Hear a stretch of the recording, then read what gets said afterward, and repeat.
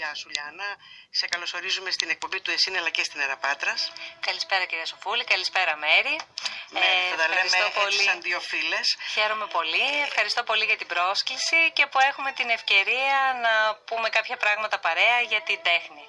Για την τέχνη, η οποία θα ήθελα αργότερα, επειδή είναι το Εθνικό Συμβούλιο κατά των Ναρκωτικών, να δούμε λίγο την τέχνη μέσα στη διαδικασία του πώς μπορεί να φανεί χρήσιμη κάποιες στιγμές και σε αυτό το δύσκολο τομέα που, όπως και να το κάνουμε, Λιάννα μου, η εποχή μας είναι πάρα πολύ δύσκολη και γενικότερα για τους νέους ανθρώπους και παγκόσμια είναι αυτό το πρόβλημα πάρα πολύ έντονο και τα τελευταία χρόνια το βλέπουμε να εντατικοποιείται ακόμα περισσότερο λόγω της κρίσης που περνάει παγκόσμια ο κόσμος, όχι μόνο στην Ελλάδα. Στην Ελλάδα απλά έχουμε μια πιο ιδιαίτερη, θα λέγαμε, φάση που περνάμε σαν ευρωπαϊκή χώρα μέσα στο παγκόσμιο γίγνεσθε. Θα ήθελα λοιπόν να δούμε και λίγο αυτό το σημείο, ίσως αργότερα.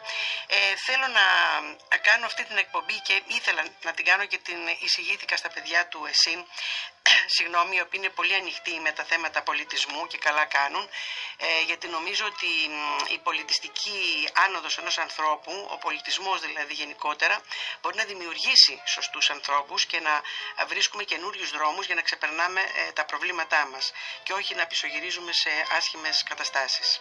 Συμφωνώ με αυτό και θα πω αυτό που λέω πάντα εδώ και πάρα πολλά χρόνια, από τότε που ασχολήθηκα με την τέχνη. Καταρχάς έχω και το εικαστικό κομμάτι, επειδή οι σπουδές μου οι πρώτες είναι σαν εικαστικός και ό,τι αυτό συνεπάγεται και στη συνέχεια αποφάσισα να ασχοληθώ με τις δουλειές των άλλων, με το management, με το art management, αλλά θέλω να πιστεύω με την καλή έννοια. Νομίζω ότι μέχρι τώρα, γιατί πρέπει να σε συστήσω και στον κόσμο, πολλοί σε ξέρουν βέβαια, γιατί ανελιπώς η γκαλερί σου φιλοξενεί και νέους, αλλά γενικότερα μεγάλους και καλλιτέχνες και ανερχόμενους. Είναι η γκαλερί Cube στη Μιαούλη. Ακριβώς. Μάλιστα ποτέ δεν μένεις χωρίς έκθεση. Αυτή τη στιγμή τρέχει μια έκθεση. Θα μας πεις περισσότερα εσύ. Αυτή τη στιγμή τρέχει η έκθεση της Γεωργίας Παράσχη. Λέγεται «Το βήμα δίπλα». Έχει ιδιαίτερο ενδιαφέρον γιατί η Γεωργία Παράσχη χρησιμοποιεί σαν καμβά διάφορα εμφάσματα και παίρνοντας αφορμή από τα patterns, από τη σύνθεση, δημιουργεί τα ζευγάρια της. Τα ζευγάρια είναι φιγούρες, είναι μορφές που πορεύονται δίπλα ο ένας τον άλλο. Δίπλα ο ένας. Αυτό είναι το κόνσεπτ της νέας της δουλειάς της Γεωργίας Παράσχη, που είναι πάρα πολύ γνωστή εικαστικός της Πάτρας. Έχει δώσει πολλά δείγματα γραφής σε πολλές αίθουσες και να πούμε ότι αυτή η δουλειά της, επειδή την ξέρω τη δουλειά της Γεωργίας Παράσχη από χρόνια, την έχω παρακολουθήσει και μέσα σαν δημοσιογράφος μέσα από τα εικαστικά που έκανα πάρα πολλά χρόνια, αλλά θέλω να πω ότι αυτή τη φορά είναι πολύ ανανεωμένη η Γεωργία. Χαίρομαι πολύ που το λες εσύ και γιατί εγώ δεν μπορώ να ξεχωρίσω τις δουλειές που φιλοξενώ. Σημαίνει ότι από τη στιγμή που δίνω χώρο στην γκαλερί, ότι συμφωνώ ότι τις στηρίζω αυτές τις δουλειές. Οπότε χαίρομαι να ακούω τα καλά σχόλια των ανθρώπων. Ναι, είναι πολύ ωραία δουλειά, πολύ έκθεση. ενδιαφέρουσα. Της το είπα και της ίδιας, γιατί κάναμε μια κουβέντα έτσι μικρή μέσα στην γκαλερί. Και είναι πολύ δροσερή. Τα νέα ζευγάρια περισσότερο προβάλλει η Γεωργία, τα βλέπει με μια νεανική ματιά, παρόλο που δεν ανήκει η ίδια στη νέα γενιά, και αυτό είναι κάτι πολύ ωραίο. Και εδώ θέλω να πω, έτσι αν μου επιτρέπεις, ότι ο καλλιτέχνης τελικά, όσο μεγάλος κι αν είναι, έχει πάντοτε την δυνατότητα, κάτι που δεν το έχει ο καθημερινός άνθρωπος, να μπορεί να εκφράζει ακόμα και την νεανικότητα του μυαλού του, της ψυχής του, και να τη βγάζει προς τα έξω. Πρέπει να είναι. Για μένα ένας καλλιτέχνης έτσι πρέπει να είναι. Δηλαδή δεν πρέπει ποτέ να φτάσει στο σημείο να πει ότι εγώ έχω καταφέρει πράγματα μέχρι τώρα, έχω μία πορεία και θα συνεχίσω να κάνω το. Αν δεν συνεχίσει να ψάχνεται, αν δεν συνεχίσει να βρίσκει, να εφευρίσκει πράγματα, πιστεύω ότι θα χαθεί η δουλειά του. Στο τέλμα. Και καταρχήν η τέχνη, και ειδικά η τέχνη των εικαστικών, εάν δεν έχει προοπτική και φρεσκάδα, είναι αυτό που λες, κάποια στιγμή τερματώνει, χάνεται. Μην ξεχνάμε, πολύ μεγάλοι γλύπτες ή μεγάλοι ζωγράφοι σε μεγάλες ηλικίες έκαναν, δηλαδή ποιο ήταν το κυνήγι της τέχνης τους? Ήταν το νέο. Πάντα κυνηγούσαν το νέο. Ούτως ή άλλως έχουμε και πρόσφατο παράδειγμα. Έχουμε τον David Hockney που που φιλοξενείται αυτή τη στιγμή μια πολύ μεγάλη έκθεση του στο Λονδίνο, στην Tate, όπου τα τελευταία έργα του είναι μέσω iPad. Ναι, είναι μέσω iPad τα τελευταία έργα του, είναι ψηφιακά. Βέβαια, ακούστηκαν πολλά σχόλια, αλλά εγώ επειδή τον αγαπώ το συγκεκριμένο καλλιτέχνη και αγαπώ και τη δουλειά του, πιστεύω ότι ήταν καταπληκτικό όλο αυτό που έκανε. Εδώ τώρα μου δίνεις τον μπαλάκι να κάνουμε μια συζήτηση για κάποιους όρους που άλλοι τους παραδέχονται και άλλοι όχι. Βέβαια είναι παλαιοί πλέον οι όροι, νομίζω, μοντέρνο και μεταμοντέρνο. Πλέον έχει ξεπεραστεί με την έννοια της πολύ μεγάλη θεωρητικοποίηση γύρω από αυτές τις έννοιες. Κάπου έχουν ξεπεραστεί, άλλοι δεν θέλουν να το αγγίζουν γιατί δεν το θεωρούν ότι υπάρχει. Ναι, είναι όροι οι οποίοι χρησιμοποιήθηκαν παλιότερα. Τώρα πλέον μπορεί να μιλάμε για μοντέρνα και για σύγχρονη τέχνη. Έτσι, ναι. Η σύγχρονη τέχνη είναι αυτή που έχει μια φρεσκάδα, έχει να παρουσιάσει πράγματα, καινούργια πράγματα, καινούργιες ιδέες, έχει ενοιολογικό υπόβαθρο και είναι μια τέχνη που θα συνεχίσει να υπάρχει και αύριο και μεθαύριο και μετά από πολλά χρόνια. Το μοντέρνο διαφοροποιείται γιατί μπορεί να είναι κάτι το οποίο να ισχύει αυτή τη στιγμή, ουσιαστικά να εκτελείστε γύρω από ένα γεγονός το οποίο χρησιμοποιείται και αγγίζεται σε εισαγωγικά εικαστικά, αλλά το οποίο όμως μπορεί να μην έχει χρονική διάρκεια. Έτσι. Άρα λοιπόν ο στόχος όλων των καλλιτεχνών των εικαστικών είναι η σύγχρονη τέχνη, δηλαδή το έργο τους να ενταχθεί και η δουλειά τους να ενταχθεί μέσα στη σύγχρονη κοινωνία και στη σύγχρονη τάση της τέχνης. Θα κάνουμε ένα μικρό μουσικό διάλειμμα και θα επανέλθουμε. Μιλάμε για εικαστικά, μιλάμε γενικότερα για τέχνη, μια μορφή θα έλεγα, Λιάννα, που δίνει πολύ μεγάλη προοπτική όχι μόνο στους εκφραστές της τέχνης αλλά και στο κοινό που προσλαμβάνει τα όσα δηλαδή εμπνέονται αυτοί οι άνθρωποι. Είναι ένα συνεχής διάλογος, με λίγα λόγια, η τέχνη. Πρέπει να είναι ένα συνεχής διάλογος στη τέχνη, γιατί ούτε ο καλλιτέχνης μπορεί να δημιουργήσει μόνο για τον εαυτό του, ακόμη και αν κάποιες φορές μπορεί να το κάνει αλλά για πολύ μικρό χρονικό διάστημα και από την ανάγκη του της έκφρασης, πρέπει όμως να επικοινωνηθεί.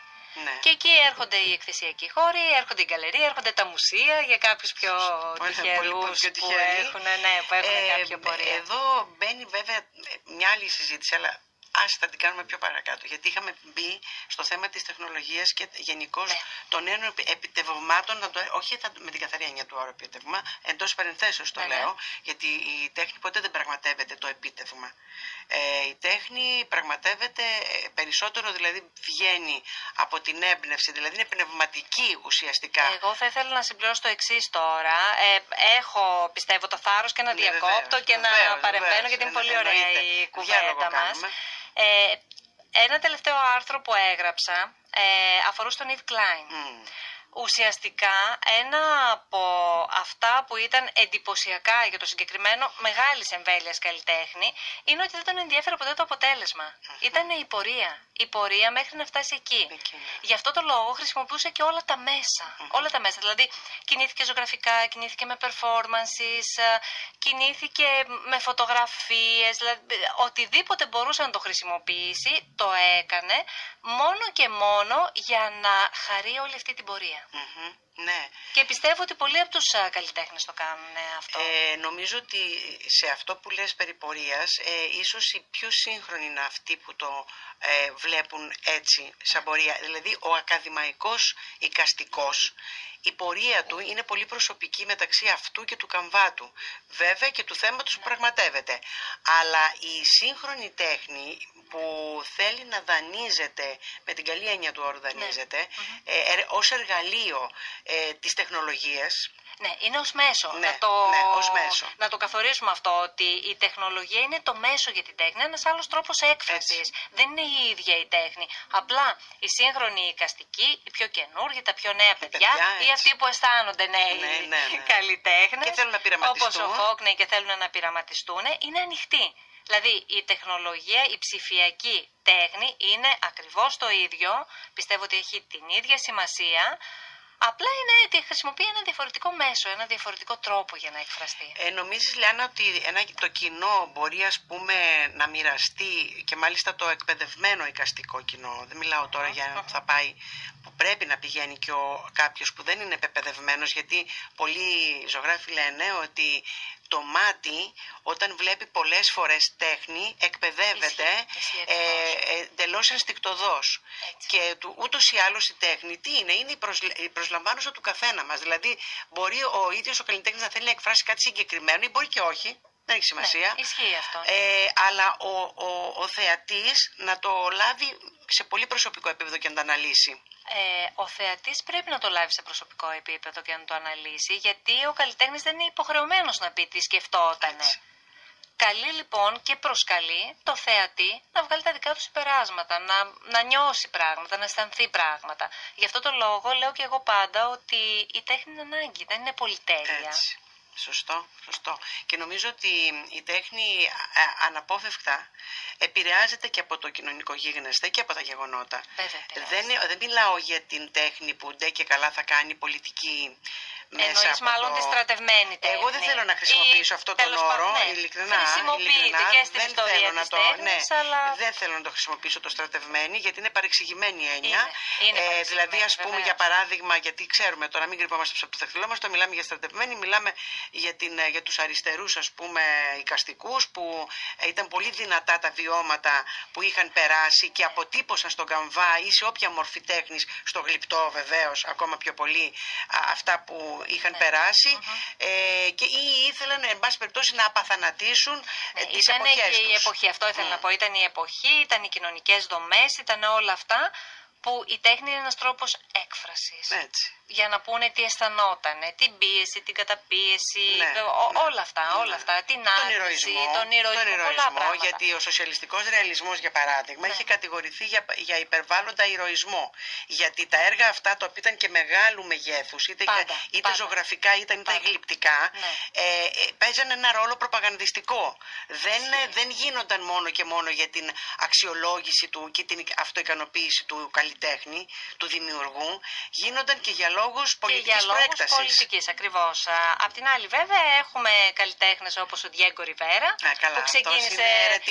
που ξεκίνησε με τη στρατευμένη τέχνη, αλλά μετά στη συνέχεια έκανε και κάποια έργα για τους Ροκφέλερ. Ο Διέγκο Ριβέρα ήταν μια εντελώς ξεχωριστή περίπτωση προσωπικότητας. Ήταν μια μπουλντόζα προσωπικότητας σε όλα του. Δηλαδή στην προσωπική του ζωή ο Διέγκο έκανε τρομερά πράγματα για την εποχή του, εντελώς θα λέγαμε ασύμβατα, και στην ερωτική του ζωή ακόμα περισσότερο, με τη Φρίντα Κάλο, ας πούμε, για παράδειγμα. Είναι μια γνωστή ιστορία τι έχει γίνει με τον Διέγκο και την Φρίντα.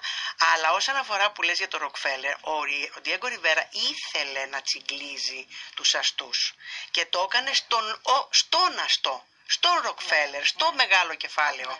Τι του έκανε, δηλαδή του κατέστρεψε κατά κάποιο τρόπο το μεγαλείο του κτηρίου του, όταν του έβαλε μέσα το Λένιν. Το Μάρξ, είναι εκπληκτική αυτή η τοιχογραφία. Και τα πρόσωπα τους. Είναι εκπληκτική αυτή η τοιχογραφία. Θέλω να πιστεύω ότι ξέρεις τι επέχτηκε εκεί. Όταν πήγε ο Ροκφέλερ και του είπε θα τα ξυλώσεις όλα, εγώ δεν πληρώνω γι' αυτό. Έστειλε κατευθείαν τη Φρίντα Κάλο στο επιμελητήριο των εικαστικών τεχνών για να καταγγείλει την καταστροφή του έργου του. Ήταν ένα απίστευτο ζευγάρι. Εμείς αγαπάμε Φρίντα Κάλο. Εννοείται, τρελά εγώ αγαπάω Φρίντα Κάλο και Διέγκο.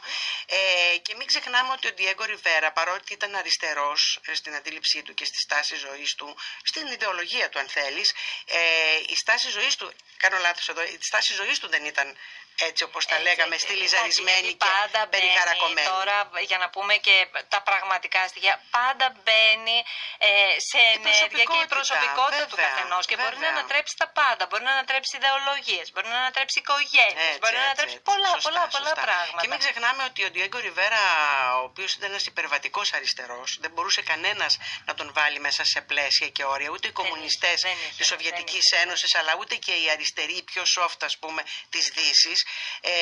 Και εδώ πρέπει να πούμε ότι είχε φιλοξενήσει τον μεγαλύτερο εχθρό του Στάλιν, τον Τρότσκι. Είχε φιλοξενήσει αυτόν τον άνθρωπο, ο οποίος διώκονταν παγκοσμίως. Και βεβαίως πέθανε και εκεί. Ήταν ιδιαίτερες οι εποχές, εγώ πιστεύω. Πολύ έντονες εποχές. Πολύ έντονες εποχές, έντονες προσωπικότητες. Πάντως, Λιάννα μου, δυστυχώς για μας, αυτή τη στιγμή περνάει η ανθρωπότητα πάλι έντονες εποχές. Ο 21ος αιώνας, νομίζω ότι οι στοχαστές του 20ου αιώνα καλώς είχαν πει ότι θα είναι ένας αιώνας αιματηρότατος. Είναι δηλαδή, και περίοδος αλλαγών και ανατροπών. Είναι η καινούργια χιλιετία που μπήκαμε και αυτή η χιλιετία τα πρώτα της 100 χρόνια δυστυχώς, από ό,τι λένε τουλάχιστον οι σχολιαστές, αυτοί δηλαδή που αναλύουν τα τεκτενόμενα, θα είναι αιματηρότατη η σύγκρουση. Το βλέπουμε αυτό, ήδη πραγματώνεται μέσα στον πλανήτη και εκεί βέβαια θα πρέπει να παίξει και η τέχνη το ρόλο της. Η τέχνη πάντα πρέπει να παίζει το ρόλο της και πρέπει, δηλαδή η τέχνη για μένα ποτέ δεν πρέπει να ωρεοποιεί πράγματα. Είναι πολύ ωραίο το να εκφράζεται μέσα από όμορφους τρόπους και να μας βγάζει και όμορφα συναισθήματα, αλλά θα πρέπει να έχει λόγο ύπαρξης. Κάθε τι που κάνει ο καλλιτέχνης θα πρέπει να είναι στοχευμένο. Έτσι.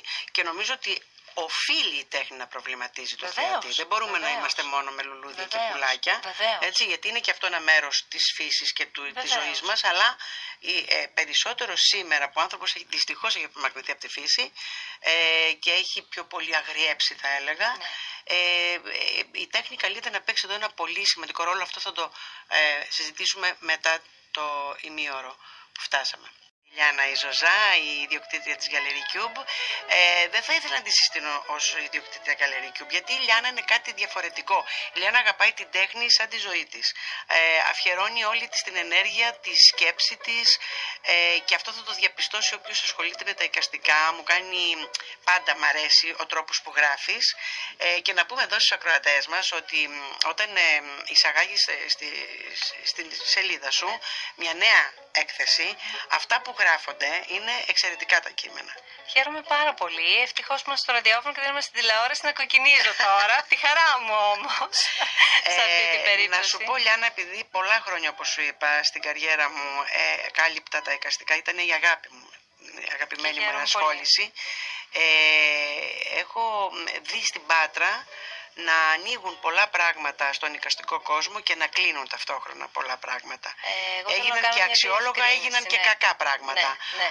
Και όταν άνοιξες εσύ, είχαμε μια πρώτη τότε κουβέντα κάνει τηλεφωνικά και έκτοτε δυστυχώς δεν είχαμε την ευκαιρία να ξαναμιλήσουμε. Το κάναμε όμως τώρα. Πάντα γίνονται τα πράγματα όταν πρέπει να γίνουν. Σωστά, καλό και αυτό. Σου είχα ευχηθεί να πας καλά, γιατί είναι δύσκολος ο χώρος και ήταν και δύσκολες οι εποχές. Πολύ. Ήταν η αρχή της κρίσης ή τέλος πάντων ήταν το 10.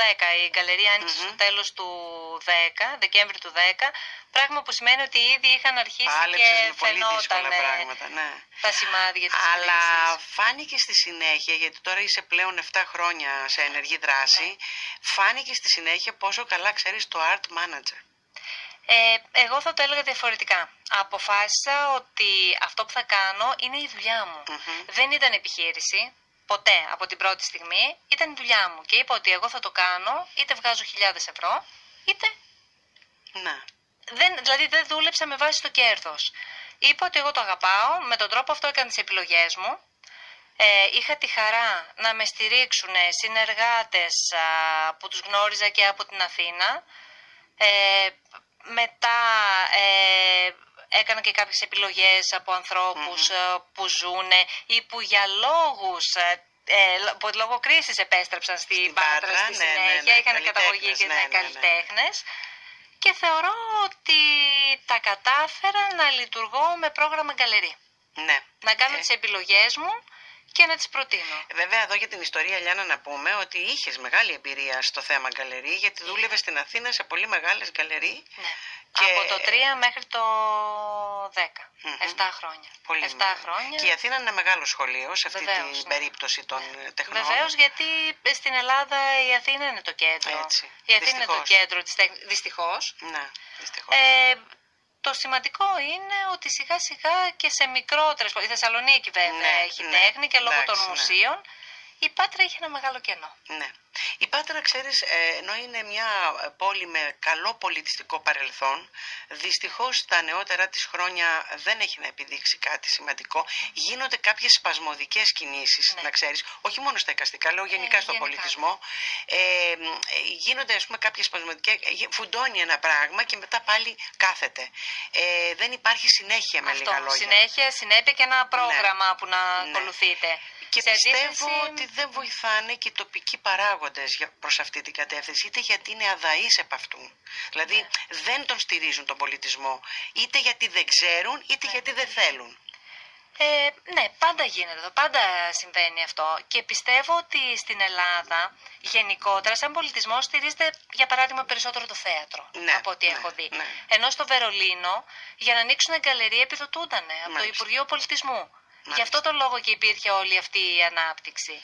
Δεν ξέρω, είναι διάφοροι εδώ θίγεις ένα πάρα πολύ ωραίο θέμα. Θίγεις το Υπουργείο Πολιτισμού, το εκάστοτε, έτσι. Το εκάστοτε, ναι. Δεν μιλάμε τώρα για τη Γερμανία που έχει άλλου είδους background από πίσω. Ναι, αλλά ισχύει αυτό ότι στο Βερολίνο επιδοτήθηκαν να ανοίξουν γκαλερί και υπήρξε ανάπτυξη και ήταν πάρα πολύ ωραίο όλο αυτό. Και Λιάννα μου, ξέρεις πολύ καλά και οι περισσότεροι που ασχολούνται με την τέχνη ξέρουν ότι η Ευρωπαϊκή Ένωση δίνει μεγάλα κονδύλια για τον πολιτισμό, τα οποία η Ελλάδα σχεδόν ποτέ δεν είχε τη βούληση ή το management, αν θέλεις, ή να καταθέτει project της προκοπής για να μπορεί να παίρνει αυτό που της αναλογεί. Και επίσης εγώ θέλω να επισημάνω και το εξής. Πολλές γκαλερί στην Ελλάδα λειτουργούν με λάθος τρόπο. Δεν κάνουν προτάσεις, δηλαδή λειτουργούν εμπορικά. Εμπορικά καθαρά, ναι. Καθαρά εμπορικά. Θα πρέπει λοιπόν να αλλάξει όλο αυτό το σύστημα. Θα πρέπει και από την πλευρά του Υπουργείου και η κάθε γκαλερί να μπορεί να προτείνει και κάποια project. Σωστό. Ναι, και... Άρα όλοι έχουν μερίδιο ευθύνης. Ας πούμε, να πω τώρα ένα παράδειγμα που μου ήρθε, που έχεις κάνει πολλά πράγματα, όπως είπαμε, στην Πάτρα, πράγματα που ξεφεύγουν από το στενό πλαίσιο μιας γκαλερί ή της γκαλερίστικης νοοτροπίας, όπως το έβαλες και εσύ προηγουμένως, όταν έχεις κάνει, ας πούμε, αυτό ένα πολύ πετυχημένο άνοιγμα που είχες κάνει με το Αρχαιολογικό Μουσείο της Πάτρας. Θα μπορούσε να εκμεταλλευτεί ο κάθε καλλιτέχνης μια τέτοια, δηλαδή να ανοίγεται, να κάνει ανοίγματα. Βεβαίως, γιατί στο Αρχαιολογικό Μουσείο, καταρχάς σε πολύ μεγάλα μουσεία, δεν θα πω στον κόσμο, θα πω στην Ευρώπη που είναι κοντά μας, είναι πάρα πολύ συχνές οι εκθέσεις. Δηλαδή στο Λούβρο, στο Παρίσι. Εδώ δεν υπήρχε αυτή η νοοτροπία. Ναι. Και πήγαμε με ένα project και μάλιστα με στην επιμέλεια με τον Γιάννη Μπόλη που είναι και στο Κρατικό Μουσείο Σύγχρονης Τέχνης στη Θεσσαλονίκη και προτείναμε πράγματα. Και με αυτόν τον τρόπο έχουμε κάνει ήδη 2 projects. Με το τελευταίο, με τον Γιώργο τον Τζεριώνη, που είχαμε την τύχη να γίνουν έργα site specific και να ενταχθούν ανάμεσα στα εκθέματα. Μάλιστα. Που ήταν συγκλονιστικός όλος αυτός ο διάλογος. Ήταν πάρα πολύ ωραία αυτή η ξενάγηση που μας κάνατε. Ήταν εξαιρετική. Αλλά και η κουβέντα που έγινε στο αμφιθέατράκι του Αρχαιολογικού Μουσείου. Δηλαδή, πολύ καλές Εγώ πιστεύω ότι η τέχνη πρέπει να μοιράζεται. Η τέχνη πρέπει να επικοινωνείται. Η τέχνη δεν είναι για τους λίγους, η τέχνη είναι για όλους. Για όλους, βεβαίως. Και νομίζω θα ήθελα να μεταφέρω λίγο την εμπειρία μου όταν ήμουν μέλος του Διοικητικού Συμβουλίου του Πολιτιστικού Οργανισμού, της τωρινής δηλαδή Δημοτικής Αρχής, και κάναμε τα πρώτα ανοίγματα στη Δημοτική Πινακοθήκη. Φέρναμε τα σχολεία, που ήταν τόσο σημαντικό, και τα παιδιά ήταν οι ωραιότεροι δέκτες στις ξεναγήσεις. Μπορώ να πω ότι ήταν το πιο ζωντανό, το πιο ωραίο κομμάτι, το πιο εφάνταστο. Το παιδί έχει φαντασία από τη φύση του. Ήταν δημιουργικό, Λιάννα μου. Στο Λούβρο ή σε διάφορα μουσεία στο Παρίσι, τα παιδιά, αυτό είναι συνηθισμένο. Πηγαίνουν, κάθονται σταυροπόδι, κάθονται κάτω και ζωγραφίζουν. Και κάνουν πράγματα. Τα παιδιά όντως είναι δέκτες και θα πρέπει να ανοίξουν και τα μουσεία και οι πινακοθήκες. Και το Υπουργείο Παιδείας σε συνεργασία με το Πολιτισμό να κάνουν project μεταξύ τους για να τα κατεβάζουν στη βάση των δημοτικών και της μέσης εκπαίδευσης. Ναι, γιατί αυτά τα παιδιά θα γίνουν ενήλικες αύριο. Αν λοιπόν έχουν όλες αυτές τις προσλαμβάνουσες, πιστεύω ότι θα γίνουν καλύτεροι ενήλικες. Θυμάμαι στην Εθνική Πινακοθήκη στην Αθήνα. Επί λαμπράκι πλάκα, εξάλλου αυτή είναι ακόμα, είναι διαχρονική η πλάκα. Εντάξει, είναι στο είδος της, είναι που λέμε σαν το λουμίδι. Θυμάμαι λοιπόν σχολεία που έρχονταν σε αυτόν τον τεράστιο εκθεσιακό χώρο και στα κάτω πατώματα. Μα έχουν γίνει και πάνω. καταπληκτικές εκθέσεις στην Πινακοθήκη. Εγώ θυμάμαι πάρα πολύ, ήμουν μικρή και είχα δει Γουόρχολ. Είχε έρθει Γουόρχολ στην Πινακοθήκη. Και η περίφημη του Ελ Γκρέκο ήταν καταπληκτική. Και η περίφημη του Ελ Γκρέκο, δεν το συζητάμε. Ωραία έκθεση, αλλά γενικώς έχουν την ευκαιρία κάποια σχολεία της Αθήνας, κάποια, όχι όλα, γιατί έχει πολλά σχολεία. Και το κακό ποιο είναι, ότι θεωρούν κάποιοι άνθρωποι ότι είναι elite να πας να δεις έκθεση ζωγραφικής. Μα δεν είναι elite. Ίσα ίσα που θα επιμορφωθεί το κάθε παιδί που δεν έχει την ευκαιρία από το οικογενειακό του περιβάλλον να αγγίξει την τέχνη, να αγγίξει ένα κομμάτι και μπορεί μέσα από αυτό να ξεπηδήσουν ταλέντα, να ξεπηδήσουν παιδιά που θα βρουν το δρόμο τους και που πρέπει να τους τον δείξουμε το δρόμο. Και μόνο αυτό, όταν τους ομορφαίνει στον κόσμο. Δηλαδή, εγώ βλέπω με πόση ευκολία μπαίνουν τα παιδιά στην καλερί. Ναι. Με πολύ μεγάλη ευκολία. Οι γονείς είναι εκείνοι που διστάζουν. Οι γονείς είναι εκείνοι που διστάζουν. Τα παιδιά μπαίνουν με πολύ μεγάλη ευκολία. Θεωρούν ότι είναι ένα κομμάτι που δεν τους αφορά. Ίσως τους αφορά περισσότερο, Λιάννα μου, το Survivor, το X Factor, το Voice. Εντάξει, όλα αυτά είναι μέσα στην πραγματικότητα και είναι και μέσα στην κοινωνία. Από εκεί και μετά είναι στο χέρι μας να επιλέξουμε τι θέλουμε να κάνουμε. Έτσι. Όταν είσαι ενήλικας, είναι επιλογή σου το τι θα κάνεις. Όταν είσαι παιδί, δεν μπορεί να δώσεις κατεύθυνση λάθος, γιατί λάθος θα είναι σε όλη του τη ζωή μετά αυτό το παιδί. Γιατί θα κάνει περισσότερο δρόμο να τα ανακαλύψει μόνο του. Ακριβώς. Αν τα κάνει, αν το κάνει. Θα τα ανακαλύψουν. Πιστεύω ότι τα παιδιά μπορούν να τα ανακαλύψουν. Αλλά σίγουρα παίζει πολύ μεγάλο ρόλο το οικογενειακό περιβάλλον. Και η κατεύθυνση του σχολείου. Εγώ επιμένω και στο σχολείο. Γιατί να σου πω κάτι, μπορεί ας πούμε, το οικογενειακό περιβάλλον να είναι ένα παιδάκι άτυχο, να μην μεγαλώνει σε ένα περιβάλλον που μπορεί να ξέρουν οι γονείς και δεν είναι υποχρεωμένοι όλοι οι γονείς να ξέρουν. Αλλά εν πάση περιπτώσει το σχολείο είναι το έναυσμα που μπορεί να πάρει ένα παιδί από μια οικογένεια. Εδώ τώρα περνάμε σε μια άλλη δύσκολη κουβέντα, γιατί τα σχολεία πλέον, επειδή εγώ έχω και αρκετούς από τους εικαστικούς, που στην πλειοψηφία τους πλέον λόγω της κρίσης για να επιβιώσουν διδάσκουν σε σχολεία. Κατά πρώτον, το μάθημα των εικαστικών είναι υποβαθμισμένο. Κατά δεύτερον, δεν βοηθάνε οι ίδιοι οι δάσκαλοι για να γίνει το μάθημα των εικαστικών. Το βλέπουν σαν πάρεργο. Ακριβώς. Υπάρχουν πολλά ντεφό σε όλο αυτό. Κοίτα, να σου πω κάτι. Βεβαίως και είναι πολύ μεγάλη η προσωπική ευθύνη του κάθε εικαστικού δασκάλου το να μην μετακενώνει, όπως έλεγε ο Κοραής, την περίφημη μετακένωση των ιδεών και των γνώσεών του στα παιδιά. Αλλά θεωρώ ότι δεν βοηθάει το ίδιο το κράτος, το ίδιο το Υπουργείο Παιδείας. Με ποια έννοια? Θα το βάλω στιγνά διοικητικά. Δεν ελέγχει. Πρώτον, θα ξεκινήσουμε από εκεί. Δεν ελέγχει. Αν ήλεγχε με ειδικούς ανθρώπους βέβαια, όχι με έναν διοικητικό υπάλληλο που θα πάει να το παίξει εξουσία. Νομίζω ότι οι Έλληνες σαν λαός δεν την αντέχουμε την κριτική. Ναι, κακώς. Γιατί θα γινόμασταν καλύτεροι. Αλλά έτσι είναι, δεν την αντέχουμε την κριτική. Και δεν θέλουμε να μας κρίνουν. Ναι, νομίζω ότι εκεί σημείο. Στον έλεγχο, στον αυτοέλεγχο και στον έλεγχο. Εγώ αυτό πιστεύω, ότι είναι πάρα πολύ σημαντικό. Έχουμε περάσει σε πολλά κομμάτια από ό,τι βλέπω. Πάρα πολλά.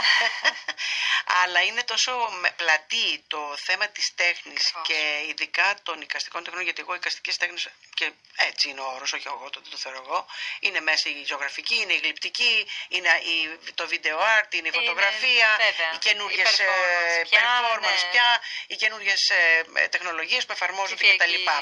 Ψηφιακή και όχι μόνο. Και όλα αυτά. Θα ήθελα να σε ρωτήσω, αν είμαστε ας πούμε και κάνουμε ένα γκάλωπ τώρα ή μάλλον μια έρευνα, ένα κλασικό έργο, εμένα τώρα που πάει το μυαλό μας σε ένα αγαπημένο ζωγράφο, τον Μποκόρο ας πούμε. Ναι. Και δικός μου αγαπημένος, και είχα και την τύχη με τον Χρήστο να συνεργαστούμε. Εμπνευσμένος καλλιτέχνης. Ναι, να συνεργαστούμε αρκετά χρόνια εκεί που δούλευα και αγαπώ και τον ίδιο γιατί είναι εξαιρετικός και τη δουλειά του. Κάνει τώρα μια πολύ σπουδαία έκθεση επάνω στην Αθήνα. Λοιπόν, είναι ο ίδιος σπουδαίος άνθρωπος, θα πω πρώτα, και μετά καλλιτέχνης. Είναι πολύ εσωτερικός. Είναι πάρα πολύ και το έργο το αντικατοπτρίζει αυτό. Ακριβώς. Τα περίφημα κεριά του, με το φως που παίζει με τη φωτοσκίαση και όλα αυτά. Εμείς κάναμε παρέα το Αδιάβαστο Δάσος. που αυτό ήταν ακόμη πιο εσωτερικό. Ναι. Ακόμη και τα ξύλα που χρησιμοποίησε για να στήσει το αδιάβαστο δάσος ήταν από μία γέφυρα από το χωριό. Μάλιστα. Που θα γκρεμιζόταν και πήρε τα ξύλα για να τα χρησιμοποιήσει. Πραγματικά εμπνέεται πάρα πολύ από το Αγρίνιο, από το χώρο του. Πάρα πολύ. Το αγαπάει πολύ. Είναι λαϊκός άνθρωπος καταρχήν. Δεν έχει την έπαρση του ελιτιστή. Γιατί έχω γνωρίσει και τέτοιους καλλιτέχνες. Έτσι, δεν θα έλεγα ότι τους προτιμώ, αλλά εν πάση περιπτώσει. Αν βλέπαμε λοιπόν ένα μποκόρο, μόνο 2 έργα μέσα σε ένα χώρο. Ένα μποκόρο και ένα σούπερ τεχνολογικής, με μηνύματα. Δεν λέω χωρίς μηνύματα, γιατί η σύγχρονη τέχνη έχει αυτό το ελεύθερο, ότι μπορεί να αγγίζει πιο εύκολα, πιο τρανταχτά τα προβλήματα της εποχής μας. Ή μάλλον θα έλεγα έτσι πιο κραυγαλαία, γροθιά στο μάχη. Ποιο θα συγκινούσε πιο πολύ? Εγώ θα πω το εξής τώρα, για να μην αδικήσω κανέναν. Θα συγκινούσε σίγουρα το ζωγραφικό. Αλλά γιατί? Γιατί η ζωγραφική έχει πολλά χρόνια, αιώνες, οπότε είμαστε εξοικειωμένοι με τη ζωγραφική. Με την ψηφιακή τέχνη δεν είμαστε εξοικειωμένοι ακόμα. Δηλαδή θα μπορούσαμε να μιλήσουμε σε 100 χρόνια από τώρα για... Από την άλλη θέλω να ρωτήσω και κάτι άλλο. Εμένα μου αρέσει το έργο που κάνει ένας καλλιτέχνης να έχει μια διαχρονικότητα, μια αιωνιότητα αν θέλεις, πώς μείνανε τα έργα των αναζυγνησιακών ζωγράφων κτλ. Ένας μοντέρνος καλλιτέχνης που θέλει να κάνει κάτι 38 είτε σε μεγάλο χώρο εξωτερικό είτε σε να στήσει ας πούμε μια performance μέσα σε ένα κλειστό χώρο. Πώς αυτή δηλαδή η μοναδικότητα μεν του έργου αλλά είναι της στιγμής και μετά κάνετε. Δεν είναι της στιγμής, όχι, είναι παρεξηγημένο αυτό. Γιατί το ψηφιακό έργο μπορείς να το κρατήσεις αρχαιακά με διάφορους τρόπους. Αυτό είναι αλήθεια. Αν είναι βίντεο μπορείς να το αναπαράγεις. Αν είναι performance μπορείς να την κινηματογραφήσεις. Αν είναι εκτύπωση μπορείς να τυπώσεις με τέτοιο τρόπο που να σου δώσει τη δυνατότητα να είναι διαχρονικό το έργο. Και μπορείς επίσης να το κάνεις και μοναδικό. Δεν είναι απαραίτητο επειδή είναι ψηφιακό να πρέπει να τυπώσεις και να το αναπαράγεις σε χιλιάδες αντίγραφα. Μπορεί να το ορίσει ο ίδιος ο εικαστικός και να πει ότι θα γίνει ένα και μοναδικό. Μοναδικό, ναι. Σωστό. Οπότε θα έχει την ίδια αξία που έχει ένας ζωγραφικός πίνακας. Λίγο μουσική νήξη, πάμε για το τέλος της εκπομπής και εδώ θα πρέπει να εστιάσουμε τέχνη και ουσίες. Ακριβώς. Ένα λεπτό, γιατί μας έκανε τη χάρη ο Αποστόλης και δεν μας έκοψε με διαφημίσεις, θα τις βάλει στο τέλος, γιατί οι διαφημίσεις είναι απαραίτητες στο ραδιόφωνο. Παντού είναι απαραίτητες. Λοιπόν, να πάμε σε ένα κομμάτι που με απασχολεί πάρα πολύ και απασχολεί και το ΕΣΥΝ βεβαίως, γι' αυτό και είναι και δρά το ΕΣΥΝ προς αυτή την κατεύθυνση. Έχει καταρχήν να πούμε ότι η τέχνη έχει στην ιστορική της καταγραφή πολλούς καλλιτέχνες οι οποίοι δημιούργησαν σπουδαία έργα κάτω από την επίρρεια και ουσιών. Εδώ μπαίνει μια μεγάλη βέβαια κουβέντα, γιατί αν μας ακούσουν κάποιοι και αυτοί που θέλουν να απενεχοποιήσουν τις ουσίες, να πούν, να βλέπεις, δεν είναι η έμπνευση. Δεν νομίζω ότι ισχύει αυτό. Δεν είναι θέμα έμπνευσης, είναι θέμα ισορροπιών. Θα έλεγα εγώ. Η έμπνευση υπάρχει ούτως ή άλλως. Από εκεί και πέρα είναι το πώς διαχειρίζεται την προσωπικότητα, τον εαυτό του, τον ίδιο κάθε καλλιτέχνης. Μπορείς να μου φέρεις ας πούμε έτσι παραδείγματα, όχι με επώνυμα, παραδείγματα τέχνης που έχουν βγει μέσα από μια τέτοια βασανιστική διαδικασία. Βεβαίως, και πόσο λυτρώνεται αυτός ο καλλιτέχνης. Δεν λυτρώνεται, όχι. Δεν αποτελεί λύτρωση, γιατί πάντα γυρίζει πίσω στην αρχή. Οδηγείται ξανά πίσω στην αρχή, δηλαδή μπορεί να γίνει ένα καταπληκτικό έργο, αλλά ξανά μπαίνει στη διαδικασία του γυρίζω στην αρχή και πρέπει να... Είναι πιεστικές καταστάσεις, εγώ πιστεύω. Είναι πάλι με τον ίδιο τον εαυτό, με πολλά πράγματα, με πάρα πολλά πράγματα. Πιστεύεις ότι ας πούμε στο Παρίσι την εποχή τις αρχές του 20ου αιώνα που είχαμε τους μποέμιδες, τους ζωγράφους, ας πούμε ο Μοντιλιάνι ήταν μια τέτοια περίπτωση. Βεβαίως. Ο Μοντιλιάνι ήταν άνθρωπος που έπαιρνε ουσίες, ένας εξαιρετικός για μένα, ένας χαρισματικός καλλιτέχνης. Βεβαίως. Είναι από τους αγαπημένους μου, όταν έκανα ιστορία τέχνης τον διάβαζα με μανία. Υπήρχαν πολλοί. Δηλαδή και ο Βανκόγκ που δεν έπαιρνε, για παράδειγμα, είχαμε άλλες καταστάσεις. Ήταν ψυχοπαθής. Ακριβώς, ναι. ακριβώς. Εγώ δεν θα έλεγα ότι οι καλλιτέχνες είναι μια ομάδα όπου έχουν θέματα τα οποία πρέπει να τα αντιμετωπίσουν με ουσίες. Απλά εκεί φαίνεται περισσότερο γιατί εκτίθεται ο καλλιτέχνης, γιατί το γνωρίζουν. Μπορεί να είναι και στον άνθρωπο της διπλανής πόρτας. Ναι. Αλλά δεν είναι καλλιτέχνης για να φανεί αυτό. Εγώ πιστεύω ότι απλά υπάρχει δημοσιότητα και γι' αυτό το λόγο το βλέπουμε εκεί. Και για μένα ειλικρινά δεν είναι ούτε θέμα έμπνευσης, ούτε θέμα ότι δημιουργώ μόνο κάτω από την επίρρεια ουσιών. Αυτό ήθελα να ξεκαθαρίσω. Και καλά κάνεις και το τονίζεις, γιατί αυτό είναι το πιο σημαντικό σημείο. Δηλαδή, επειδή κάποιοι θέλουν, όπως σου είπα, να πενοχοποιήσουν και τους εαυτούς τους, αν θέλεις, αλλά και γενικότερα να το εντάξουν μέσα σε ένα πολιτισμικό πλαίσιο, για να το θεωρήσουν αποδεκτό στην κοινωνία. Είναι ανθρώπινο το θέμα τους. Δεν είναι θέμα της τέχνης, σε καμία περίπτωση. Είναι ανθρώπινο. Απλά επειδή είναι καλλιτέχνες, επειδή έχουν την δημοσιότητα, επειδή είναι δημόσια πρόσωπα, φαίνεται περισσότερο. Αλλά εγώ δεν πιστεύω ότι το να είσαι κάτω από την επίρρεια ουσιών σε βοηθάει να κάνεις καλύτερα ή χειρότερα έργα. Κάποια έργα. Σε καμία Θέλω περίπτωση. να τελειώσουμε, γιατί πόσα λεπτά έχουμε, Αποστόλη, περίπου? Γύρω στα 2 λεπτά 3. Λοιπόν, γιατί θέλω να μνημονεύσουμε κάτι. Υπάρχουν πολλές, θα έλεγα, όχι οργανώσεις, τέτοιες όπως είναι το ΟΚΑΝΑ, η διάβαση, η πρόταση, που ασχολούνται με την απεξάρτηση των παιδιών. Και με την δημιουργική απασχόληση. Έτσι, πόσο μπορεί να βοηθήσει λοιπόν ο τομέας της τέχνης? Βοηθάει πολύ. Εγώ έχω και προσωπική εμπειρία, γιατί ένας από τους πολύ καλούς μου συνεργάτες, ο Γιώργος Τσεριώνης, από άποψη και από επιλογή, διδάσκει τέχνη και στη διάβαση και στη Μοκούμε. Μάλιστα. Όλα τα χρόνια.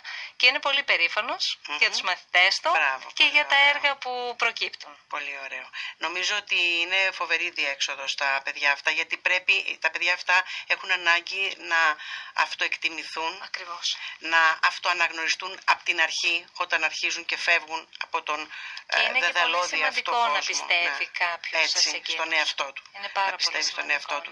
Θέλω με αυτό το μήνυμα να κλείσουμε τη σημερινή μας εκπομπή. Καταρχήν να σε ευχαριστήσω, ήταν μια πάρα πολύ ωραία κουβέντα. Εγώ ευχαριστώ πολύ. Εγώ τη ευχαριστήθηκα, ελπίζω και οι ακροατές μας. Και ίσως στο μέλλον, στην επόμενη σεζόν, γιατί κάπου σε λίγο θα τελειώσουν και εκπομπές του ΕΣΥΝ για το καλοκαίρι. Για την επόμενη σεζόν να επανέλθουμε σε τέτοιες κουβέντες. Και εδώ βέβαια είναι πολύ σημαντικό ότι πρέπει να δώσουμε το μήνυμα ότι ειδικά τα παιδιά αυτά θα πρέπει να ασχολούνται, και οι οργανώσεις αυτές που ασχολούνται με τις απεξαρτήσεις, οι οργανισμοί αυτοί τέλος πάντων, να προωθούν, να εντάσσουν στο πρόγραμμά τους τη δημιουργική απασχόληση, τη δημιουργική καλλιτεχνική απασχόληση. Είναι πολύ σημαντικό να φτιάχνεις πράγματα, να σκέφτεσαι με τα χέρια σου και με το μυαλό σου, σωστό, και με την ψυχή σου πάνω απ' όλα. Και με την ψυχή σου, όμορφα πράγματα. Λιάννα μου, θέλω να χαιρετιστούμε εδώ πέρα, σε αυτό το σημείο, και να μας πεις έτσι εντάχει, γιατί έχουμε βάλει ήδη το τέρμα της εκπομπής, τι κάνεις μετά την Παράσχη? Μετά την Παράσχη είμαστε Art Athena για μία ακόμη φορά φέτος, με μια πολύ ωραία ομάδα, με τον Ανδρέα Νικολάου, την Έρικα Δουραλή και τη Μαλβίνα Μίτλετον. Διαφορετικές δουλειές μεταξύ τους, ζωγραφική διαφορετική και εκλειπτική, για να τα πω γρήγορα. Και μετά έχουμε δύο καταπληκτικά κορίτσια, τη Βασιλική Πανταζή και τη Βούλα Φερεντίνου, που θα κάνουν έναν υπέροχο εικαστικό διάλογο. Και μετά την καλοκαιρινή μας έκθεση, που φέτος θα είναι περί έρωτος και άλλων δαιμονίων. Τέλεια, θα ήθελα πολύ να τα ξαναπούμε. Να πούμε βέβαια για το Art Athena που είναι πιο κοντά, ότι είναι 26, 27 και 28 Μαΐου. 28 ακριβώς. Στο Taekwondo. Στο Taekwondo. Όποιοι λοιπόν οι φιλότεχνοι θέλουν να βρεθούν εκεί, τα χαρούμε πολύ. Πολύ ωραία, να στηρίξουμε και τους πατρινούς μας. Ακριβώς. Δεν είμαστε μόνο γκαλερί, είμαστε και πατρινή γκαλερί και άνθρωποι της τέχνης. Ευχαριστώ πάρα πολύ. Να είσαι καλά και καλή δύναμη σε ό,τι κάνεις από εδώ και πέρα, και πολλά που θα κάνεις μέσα στον επερχόμενο χειμώνα. Ελπίζω να είμαστε καλά για να κάνουμε όμορφα πράγματα. Και εγώ πολύ να ευχαριστήσω τους ακροατές που μας άκουσαν. Θα είμαστε με μια άλλη εκπομπή την επόμενη Τετάρτη, όχι μαζί μου, με κάποιους άλλους από το ΕΣΥΝ. Να είστε όλοι καλά, γεια και χαρά.